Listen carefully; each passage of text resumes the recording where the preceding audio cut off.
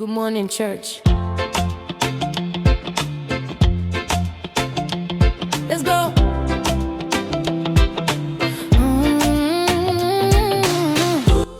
That song Hey, is we're so back. catchy. Yeah, like it.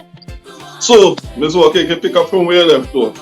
Okay, yes. So I think that the unions were gearing up to protest. Persons were they're fed up already. I mean, and this is not about UNC. I mean, I've been critical of UNC, of PNM. I think I'm made for opposition. I don't think I may ever be in the government, you know, because they need, whoever is there always needs to be held accountable, right? Yeah. Accountable, yeah. You know, it's not just opposing for opposing's sake. But what you saw was that there was clearly a sort of an agitation with citizens. And so I do think a part of it, I mean, you saw that in the health workers used their lunch break last week to protest, which is so impressive. I'm so happy that persons do realize that a state of emergency cannot stop protesting. It cannot stop your right to protest. So I was very happy that the persons came out and exercised their constitutional right to peaceful protesting, because our right to dissent, our right to speak out against the government without, you know, invoking any violence or anything that will disrupt safety, obviously, is a fundamental right of any citizen in a democracy. You know, so I was really happy to see that happened. But I think I personally, and I mean, we're not in parliament, so I could impute improper motives all I want. But I do think that, you know, there is a bit of politics in it in terms of the numbers were climbing, and they were climbing quickly. And this government campaigned heavily. And I keep saying that UNC had a 60-point crime plan, which they, through a cabinet, official cabinet, made official government policy. And that 60-point crime plan did not include state of emergency. It did not include special zone of operations. Focus on your 60-point crime plan. Right. You made a promise, the prime minister made a promise within the first week of being in office, saying that the country will feel safer in 6 months.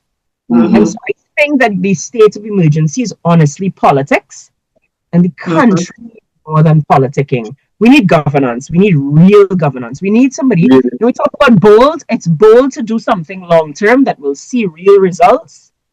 Then Answer the question before I ask them, man. Oh, I'm sorry.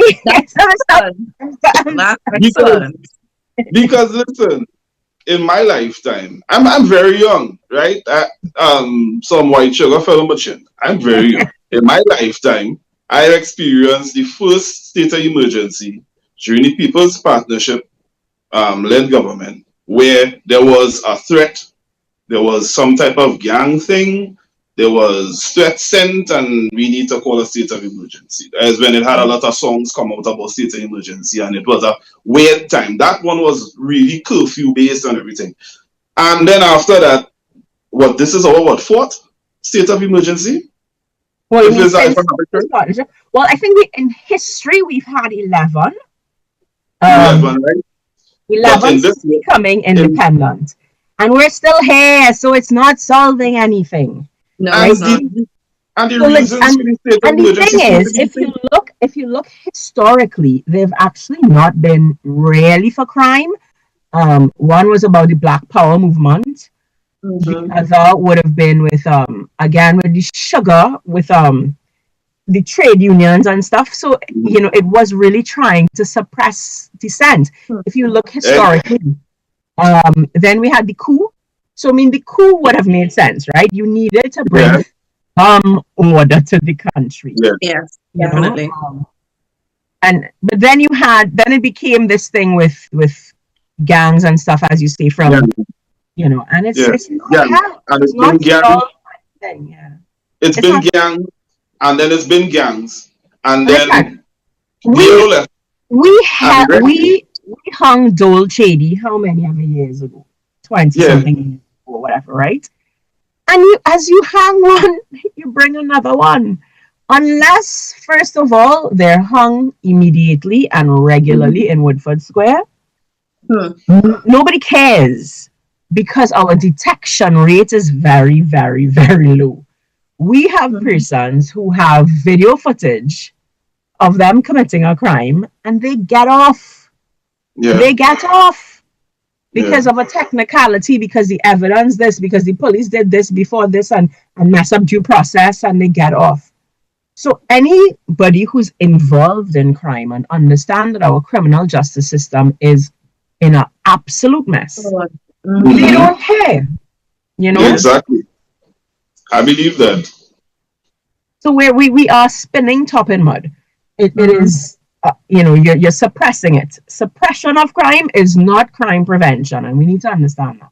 And so, Martha, do you have any advice in terms of what, if you were in the position of power? Follow your 68-point crime plan. Right. So you believe that's a good crime plan? Yes. First of all, you campaigned on it. So you believe it. Follow it. Start there. Follow it. You said that we had too many laws as it is. You need to resource the police. You need to work on us, the public, trusting the police. It cannot be that citizens are running away from police rather than running to police. Right. We do not see the police officers as protect and serve. We don't. No. Right? Equip them. Immediately they have to put on body cameras. So that is the first step. You have to weed out corruption at the top. Right? Yes. It has to be done at the top. You know, there's a saying, there can be no peace unless there's justice. And I don't want to use the lower end of society, but, you know, the lower income earners need to feel as though white collar crime is being dealt with the same way. That parliamentarians and politicians and businessmen, they are also being seen as criminals. They must be prosecuted as well. We need to feel as though the police, you know, I mean, there's corruption in customs, corruption everywhere. Everywhere. The UNC, while in opposition, spoke about the Office of the Procurement Legislation. They said that they would bring it back to its former glory. These things that they believed in opposition were priority are no longer even being mentioned. You guys remember the Judith Jones report? Do you remember it? Our children in wards of the state being abused, being pimped out. In opposition, they said that that was low-hanging fruit. They used the term every Monday morning that it was low-hanging fruit. They called PNM the Pedophile National Movement because they refused to implement what they called low-hanging fruit. Nearly a year into government, and the UNC has not spoken about the Judith. They have not spoken about the Office of a Children's Ombudsman. They have not spoken about any of the low-hanging fruit. So, and I think that is the major issue. I think that because ignoring the comments that you will see underneath posts that, you know, all the PNM people, blah, blah, blah, and all the UNC people, blah, blah, that's divisive. There are 300,000 citizens who do not relate, they don't identify as PNM or UNC. So people need to stop saying it's because it's PNM. We don't identify as PNM. We simply want a better country. We simply want to hold you accountable. And we have a brain, we have a memory, we remember the things that you said when you were in opposition. We're asking you, you said these things in opposition. Hold on to the promises that you made and to the things that you said while in opposition. I'll say this quickly because we running real short for time. That point that you made about we have a memory. I'll be honest, the last election I did not vote. It contributed to the ruling party losing this state because people didn't come out. People didn't show up. That was our way of saying you've lost connection with us. You've lost touch with us. We no longer think that you really have our best interests. And we're also listening to the opposition. They're making some good points, even though we also still have a memory. And we remember them. So we say, let me get them back again. And underneath, well, it's what? It's been over a year already. But even all into mid last year, you was like, yeah, or they're doing the same thing that caused us to not want to come back out. So sorry, this is just the closing remarks, closing notes. Quickly, if you have any more thoughts on that, I know that you would have done a lot of work. You would have done. Listen, I honestly only heard about you recently, and when I started looking at how much things you was doing, I was like, I had to read that book. I had to read that whole Marshall Walker book. But Chantal, Martha, if you have anything you want to say as we in the last. Voting is not sustainable. I did not vote in 2015 because I think that it's 2030 may very well be like 2015, where the cycle of 2 PNM terms followed by 1 UNC term, followed by, well, both always the same thing. So I wasted my time. We cannot continue like this. I do think the COP had an opportunity to stand alone and to wait it out. But as it is, PNM knows that come 2030, they're probably going to be back in there. Or, I mean, we don't know, right? UNC could turn it around. We have to wait to see, But these two major political parties have not taken Trinidad anywhere. After 6 decades plus, we are not where we are supposed to be with the amount of God-given resources. And so, Gary, I want to urge you to find a way to get involved.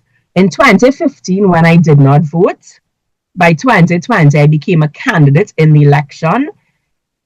I mean, not everybody's called to that frontline politics. I think it's dirty, it's disgusting, it's really difficult. But there are ways.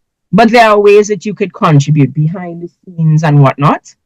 We have to find a way to get involved. Good young people. A lot of people want to stay away because, politics stains you. It is a difficult road. But we have to get involved. I look at politics as a way to be my brother's keeper. It is literally what I feel as laying my life down for my fellow man. So I think it is a duty to steward the country that God has breathed me in. And he's put me here for a purpose. And we are called not only, it's presumptuous to pray for something and then not act on it. So, we have to place ourselves in a position where we can influence kings and queens, where we can influence, we can be the cupbearers, or if it's God's providence, be the king. We need righteous leaders. We need persons who are bold enough to call them to righteousness. To speak as the prophet spoke, and John, and we're not even looking Old Testament, we're looking New Testament. John the Baptist was beheaded for saying, listen, what you're doing is sinful. So we do need the church to step up and really be stewards in every area. And it's not either or. We can spread the gospel, and as part of spreading the gospel, as I said, for me, that's what keeps me going. I do look at this as being a good steward to my country that God has, in his providence, placed me in. I want a certain country, and if I want that for myself, it means I must want it for my brother and sister in Christ. And I look at this as serving and being my brother's keeper, and I think the church, Christians need to step up and get involved some way or the other. Bad businesses pump money into their bad candidates to make sure they get their kickbacks, So Christian-run businesses have to say, listen, who are our Christian candidates? Let's fund them. Let's put them in parliament. And I say all the time, forget who party end up winning. If we have 41 righteous MPs inside of there, we're in a good place, Yeah. We're in a good place. So let's start to raise up. We pray for godly leaders all the time, but then when it falls on your lap, you say, no, not me. Yeah. So we're praying for things that we're not really willing to act upon. And that'll be my perspective. Thank you so much, Marsha, for your contribution. Excellent conversation. These conversations are very necessary. So good work. Keep it up. Thank you so much. Okay, have a great day. You too, You darling. too. Bye. All right. Bye-bye. Good morning, church. Yeah, yeah. Good morning, church. Yeah, yeah. Good morning, church. Yeah, yeah. Let's go. Sun is up, birds singing.